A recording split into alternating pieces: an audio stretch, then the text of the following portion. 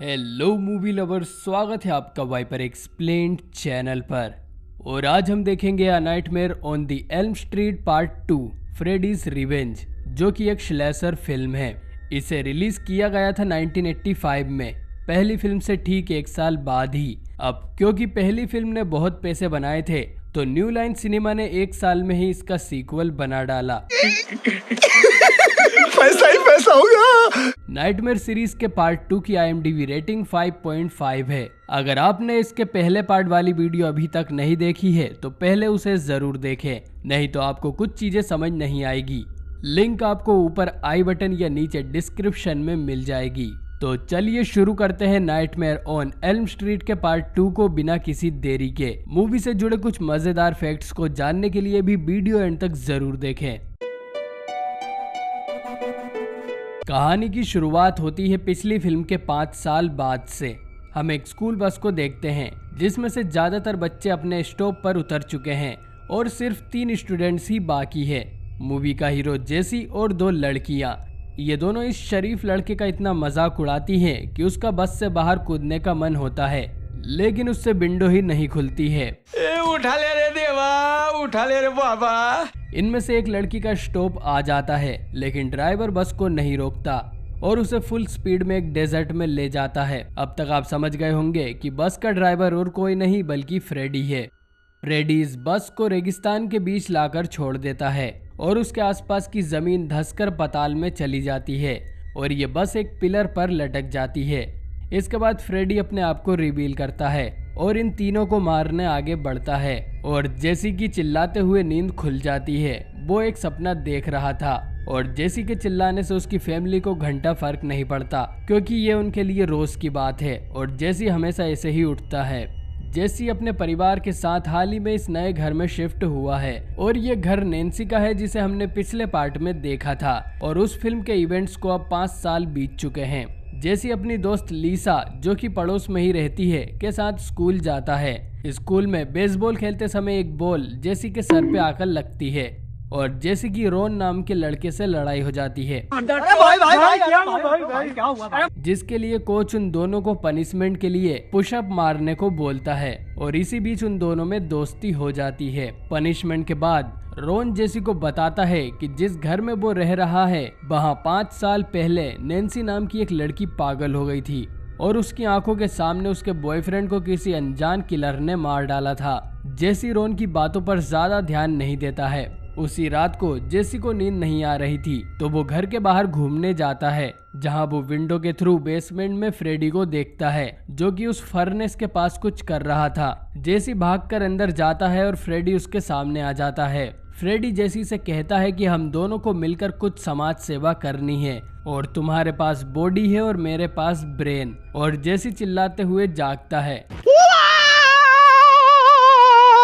उसी दिन जेसी लीसा से मिलने जाने वाला होता है, लेकिन उसके फादर उसे अपने रूम का सामान अनपैक करने को बोलते हैं और जेसी काम करने की बजाय नाचने लगता है। राजा राजा राजा समाजा, उठा लो तनी कोरा बेटा। और इसी समय लीसा और उसकी मम्मी भी आ जाते हैं। उठा ले रे देवा, उठा ले रे बाबा। इसके बाद लीजा जेसी के रूम को सेट करने में उसकी मदद करती है और उसे यहाँ एक 5 साल पुरानी डायरी भी मिलती है, जो कि नैन्सी की है। इसके एक पेज पर नैन्सी ने फ्रेडी के बारे में भी लिखा था कि वो एक नाइफ ग्लव पहनता है और उसके सपनों में आता है, जिसे पढ़कर जेसी सोच में पड़ जाता है, क्योंकि अब ऐसा ही कुछ उसके साथ भी हो रहा था। उसी रात को जेसी फिर से सो नहीं पा रहा था और उसके कमरे की चीजें मेल्ट होने लगती हैं। जेसी घर के बेसमेंट में जाता है और उसकी फर्नेस को चेक करता है, जिसमें से उसे फ्रेडी का वही पुराना नाइफ ग्लव मिलता है। फ्रेडी भी यहाँ आता है और जेसी को वो ग्लव पहनकर लोगों का मर्डर करने को कहता है, लेकिन जेसी ऐसा करने से मना कर देता है और फ्रेडी गायब हो जाता है, लेकिन उसके धारदार चाकू वाले ग्लव्स वहीं पड़े थे। तो दोस्तों, फ्रेडी आखिर चाहता क्या है ये हमें आगे पता चलेगा। स्कूल में जेसी नैन्सी की डायरी को लीजा को दे देता है और हमें ये भी पता चलता है कि लीजा के घर एक बहुत बड़ी पार्टी होने वाली है। उसी दिन जेसी के घर में एक अजीब घटना होती है। जेसी के पालतू पंछियों में से एक की मौत हो जाती है और दूसरा अपने आप को एक चील समझकर इन पर हमला करने लगता है और फिर अपने आप को एक पटाखा समझकर फट जाता है। जेसी के डैड इसका इल्जाम जेसी पर डालते हैं। उन्हें लग रहा था कि ये सब हरकत जेसी ने की होगी और उसने इन पंछियों को कोई बॉम्ब खिला दिया होगा। अब उसी रात को जेसी को फिर से नींद नहीं आ रही थी क्योंकि वो सोने से डर रहा था और वो बारिश में घर के बाहर निकल जाता है और एक गे बार में जाता है जहां उसका कोच जेसी को देख लेता है और उसे आधी रात को ही पनिशमेंट देने के लिए स्कूल में ले आता है। पनिशमेंट के बाद जेसी शावर लेने जाता है और कोच के साथ अजीब चीजें होने लगती हैं। कुछ बॉल्स अपने आप आकर उस पर लगती है और कुछ रस्सियां उसका हाथ बांधकर उसे घसीटते हुए जेसी के पास ले आती है, जहां जेसी गायब हो जाता है और फ्रेडी आ जाता है। फ्रेडी अपने नाइफ से कोच की पीठ को स्लैश कर देता है और उसकी वहीं पर मौत हो जाती है। लेकिन ये कांड फ्रेडी ने नहीं बल्कि जेसी ने किया है। तो असल में फ्रेडी लोगों को सपनों में मार मार कर बोर हो गया है, या शायद किसी कारण से वो लोगों को सपने में नहीं मार पा रहा है, इसलिए वो जेसी की बॉडी को यूज कर रियल वर्ल्ड में आकर लोगों को मारना चाहता है। और अभी फ्रेडी ने वही किया है, उसने जेसी को पजेस कर लिया और कोच को मार डाला। और ये कोई ड्रीम नहीं था। जेसी के पेरेंट्स को पता चलता है कि जेसी सड़कों पर नंगा घूम रहा था और 2 पुलिस वाले उसे घर छोड़ने आए हैं। जेसी के फादर उससे पूछते हैं कि वो कौन से नशे कर रहा है और उसकी मॉम उसे रूम में सुला देती है। अगली सुबह जेसी ये सोचकर स्कूल जाता है कि कल रात जो कुछ हुआ वो उसका एक सपना होगा, लेकिन स्कूल पहुंचकर उसे वहां पुलिस दिखाई देती है क्योंकि कोच का सच में मर्डर हो चुका है। उसी रात को जेसी को फिर से फ्रेडी के ग्लव अपने ड्रॉअर में मिलते हैं जो कि हिल रहे थे और उसे अपने दिमाग में फ्रेडी की आवाज सुनाई देती है जो उसे एक और मर्डर करने को कह रहा था। अगले दिन जेसी लीजा को बताता है कि कोच का मर्डर और किसी ने नहीं बल्कि उसी ने किया है, जिस पर लीजा भरोसा नहीं करती और कहती है कि उसे एक नाइटमेयर आया होगा और कुछ नहीं। लीजा जेसी को लेकर एक पुराने पावर प्लांट में जाती है जहां फ्रेडी काम किया करता था, और काम से मतलब है कि फ्रेडी ने 20 बच्चों को किडनैप किया और यहाँ लाकर उन्हें मार दिया। लीजा जेसी से पूछती है कि उसे यहाँ आकर कुछ महसूस हो रहा है क्या, जिस पर जेसी मना कर देता है और लीजा कहती है कि इसका मतलब उसे सच में बस सपने ही आ रहे थे। रात को हम देखते हैं कि फ्रेडी जेसी की सिस्टर के रूम में जाकर उसे उठने को बोलता है, लेकिन ये फ्रेडी नहीं जेसी है। जेसी धीरे धीरे अपने आप पर कंट्रोल खोता जा रहा था। जेसी खुद पर कंट्रोल कर लेता है और अपनी सिस्टर को नहीं मारता और फिर रात भर जागता है जिससे फ्रेडी उसे दोबारा पजेस ना करे। अगली शाम को वो लीजा की पूल पार्टी में जाता है जहां उसके सभी क्लासमेट्स आए हुए थे और लीजा को देखकर जेसी की जबान बाहर आ जाती है, लेकिन जेसी समझ जाता है कि फ्रेडी फिर से उसकी बॉडी पर कब्जा कर रहा है, इसलिए वो लीजा को छोड़ पार्टी से भाग जाता है। जेसी सीधा रोन के पास जाता है जो पार्टी में इसीलिए नहीं आ सका क्योंकि उसके फादर ने उसे घर पर रहने को बोला है क्योंकि उसने अपनी दादी को सीढ़ियों से धक्का दे दिया था। जेसी रोन को भी बताता है कि उसने कोच को मार दिया और फ्रेडी फिर से उसकी बॉडी पर कंट्रोल कर रहा है और उसे समझ नहीं आ रहा कि वो क्या करे। रोन कहता है कि जेसी बस बुरे सपने देख रहा है और कुछ नहीं, और असल में जेसी को भी नहीं पता कि उसके साथ जो हो रहा है वो हकीकत है या सपना। अब ये साबित करने के लिए जेसी कहता है कि वो सोने जा रहा है और अगर उसके साथ कुछ भी अजीब होने लगे तो रोन उसे तुरंत जगा दे और किसी भी हालत में उसे रूम से बाहर जाने ना दे। इसके बाद जेसी सो जाता है और रोन टीवी देखने लगता है, लेकिन उस समय टीवी पर कुछ भी इंटरेस्टिंग नहीं आता था तो रोन भी बोर होकर सो जाता है। कुछ ही देर बाद जेसी चिल्लाते हुए जागता है और उसके साथ रोन भी जाग जाता है। जेसी की हालत खराब हो रही थी और उसके पेट में दर्द होने लगता है। उसकी उंगलियों में से धार धार चाकू निकलने लगते हैं। ये देख रोन की फट जाती है और वो तुरंत डोर ओपन कर भागने लगता है। और फ्रेडी जेसी के पेट को चीरते हुए बाहर निकलता है।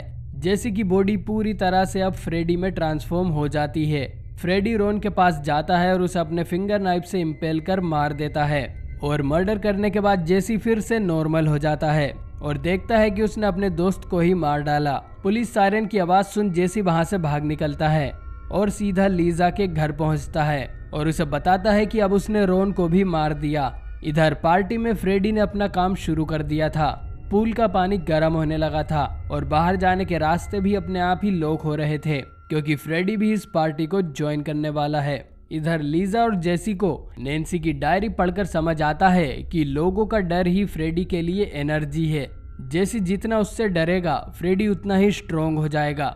लीजा कहती है कि फ्रेडी को जेसी नहीं बनाया है और अगर वो उससे डरना छोड़ दे तो फ्रेडी अपने आप ही चला जाएगा। लेकिन फिर भी जेसी बुरी तरह से डरा हुआ था। हम देखते हैं कि लीजा के घर के सभी दरवाजे भी बंद होने लगते हैं और कुछ ही देर में जेसी ट्रांसफॉर्म होकर फिर से फ्रेडी में बदल जाता है। लीजा फ्रेडी से भागने की कोशिश करती है और वो उसके पैर पर काट भी लेता है। लीजा अपने डिफेंस के लिए एक चाकू उठा लेती है, लेकिन वो फ्रेडी को उससे मार नहीं पाती क्योंकि ऐसा करने पर वो जेसी को भी मार देगी। हम कुछ देर के लिए जेसी और फ्रेडी की पर्सनैलिटी को मर्ज होते हुए भी देखते हैं। I love you, Lisa. I love you, Lisa. जिस कारण से फ्रेडी लीजा को नहीं मार पाता और बाहर टीन्स की पार्टी ज्वाइन करता है। वो दरवाजा तोड़कर बाहर आता है लेकिन गायब हो जाता है और फिर जमीन के नीचे से सुपर हीरो के जैसे एंट्री मारता है। सभी उसे देखकर इधर उधर भागने लगते हैं और फ्रेडी अपनी पार्टी शुरू करता है। वो सबसे पहले एक लड़के को श्लेष कर मार देता है और ये लोग यहाँ से भाग भी नहीं पा रहे थे क्योंकि फेंस में करंट लगा था और स्विमिंग पूल का पानी भी गर्म होके उबल रहा था, जिसमें गिरने से कुछ लोगों की मौत हो जाती है। फिर चारों तरफ आग लगती है जिसमें कुछ लोग जलकर तो कुछ लोग कुचलकर मारे जाते हैं। अब एक बंदा खुद को पिक्चर का हीरो समझकर फ्रेडी को शांत करने आगे आता है और ऑब्वियसली मारा जाता है। फ्रेडी सभी टीन से कहता है कि वो सभी अब उसके बच्चे हैं और हम जानते ही हैं कि फ्रेडी बच्चों के साथ क्या करता है।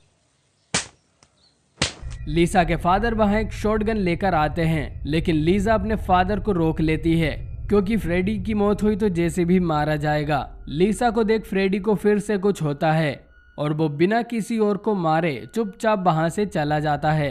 अब लीसा जानती थी कि फ्रेडी यहाँ से अपने बॉयलर रूम फैक्ट्री में ही जाएगा और वो भी जेसी को बचाने के लिए वहां पहुंच जाती है और यहाँ के डोर पर दो इंसानी शक्ल वाले कुत्ते पहरा दे रहे थे। लीसा उनसे बिना डरे अंदर जाती है और वो उसे कुछ नहीं करते और ये डॉग्स फ्रेडी का बस एक इल्यूजन होंगे और कुछ नहीं।